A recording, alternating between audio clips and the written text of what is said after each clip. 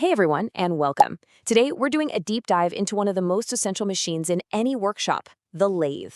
We're going to break down its anatomy, piece by piece, and then see how it all comes together to perform some pretty incredible operations. Let's get right into it. So here's our game plan. We'll start with the foundation, the core structure that everything is built on. Then we'll get into the action components, the parts that do all the moving and cutting. After that, we'll walk through the whole process, step by step, and we'll wrap up with the golden rules, because safety is everything. It's the complete tour from the ground up. So, at its heart, what even is a lathe? Well, think of it as a master of shaping things by subtraction. The main idea is simple. You spin a piece of material, your workpiece, really, really fast. And while it's spinning, you bring a super sharp stationary cutting tool up against it to shave away material. It's the absolute king of making anything cylindrical. First things first, let's talk about the foundation. These are the big, heavy, unmoving parts of the lathe. Their whole job is to provide the rock-solid stability and perfect alignment you need to do precision work. Everything else literally rests on this core structure. And the foundation of the foundation? That's the bed. Honestly, you can think of it as the machine's spine. It's this massive, incredibly heavy base, usually made from cast iron. And why cast iron? Because it's fantastic at absorbing vibrations, which keeps your cuts smooth and accurate. Every single other component gets mounted to this bed. Okay, over on the left side, you've got the headstock. Now, if the bed is the spine, the headstock is definitely the engine room. This is where all the power, all the muscle of the machine lives. It's got the motor, the gearbox, the whole shebang that gets your workpiece spinning. And if we look inside, it gets pretty interesting. You've got the motor, which obviously provides the raw power. But then you have the speed control gears. This is crucial because it lets you dial in the exact right speed for whatever you're cutting. All that controlled power then goes into the spindle, which is the rotating shaft that actually grabs onto your workpiece. Now, let's look all the way to the right side, at the complete opposite end. That's the tailstock. Its main job is support. So let's say you're working on a really long, thin piece of metal. The tailstock acts as a brace on the other end to keep it from wobbling all over the place. But that's not all. You can also stick tools in it, like a drill bit, to bore perfect holes right in the center of your spinning workpiece. Super useful. All right, so we've got our foundation set. Let's move on to the action components. These are the parts that don't just sit there. They move with incredible precision to bring the cutting tool right where it needs to be. This is where the control comes in.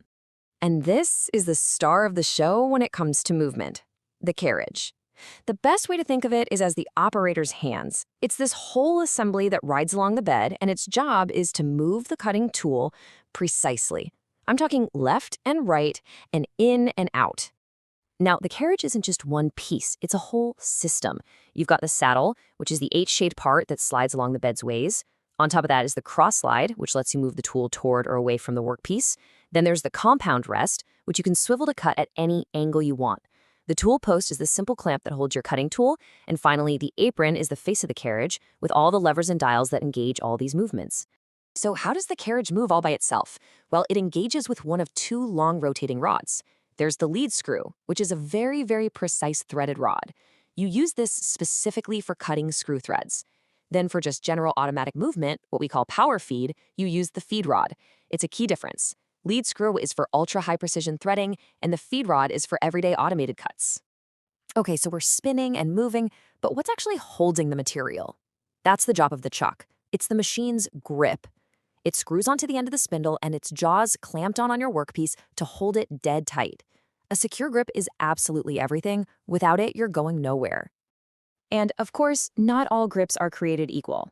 The most common is a three-jaw chuck. It's self-centering, meaning all three jaws move in and out together. This makes it super fast for grabbing anything round or hexagonal. But then you have the four-jaw chuck. Here, each jaw moves on its own. It takes a bit more time to get everything centered, but it gives you the awesome ability to hold square, rectangular, or even totally weird-shaped parts. All right, we've met all the main players. We know the parts. Now let's see how they all work together in a real machining operation. This is where the theory turns into chips flying. A lathe isn't a one-trick pony at all. It can do a ton of different jobs. Turning is when you reduce the diameter of a part. Facing is how you get a perfectly flat end. You can drill holes, you can cut threads for screws, and you can do knurling, which creates that cool, grippy diamond pattern you see on knobs and handles, and that's just scratching the surface. The actual process is very methodical, very deliberate. First up, preparation. You mount your tool and clamp your workpiece nice and tight. Step 2 is setting. You dial in all your numbers, your spindle speed, how fast the tool will move, and how deep it's going to cut. Step 3 is easy, starting the machine. Then step 4, machining. You bring the tool in and actually start cutting. Step 5, tool movement. You're using those carriage controls to move along the part. Step 6, cooling. Sometimes you'll need to add cutting fluid to keep things from overheating. And finally, step 7, finishing. You stop the machine, back the tool away, and admire your work. We have covered the machine, we've covered the process, but none of that means anything without talking about this final and most critical section. Let's talk about the golden rules of staying safe around a lathe. Okay, this part is absolutely non-negotiable. First, always wear safety goggles. Metal chips will be flying and you only get one pair of eyes. Second, anything loose, shirt sleeves, necklaces, long hair, is a huge hazard. It can get caught in a split second, so tie it back or take it off. Third, before you even think about turning the power on, double check that your workpiece is clamped tight. And last, but maybe most important, keep your hands away from the spinning parts. Once it's on, no touching. So there you have it. We've totally unpacked the lathe, from its powerful headstock and supportive bed all the way to the precise stance of the carriage. It's an incredible machine that takes a simple block of material and, with a little knowledge, turns it into something useful, something precise, something amazing.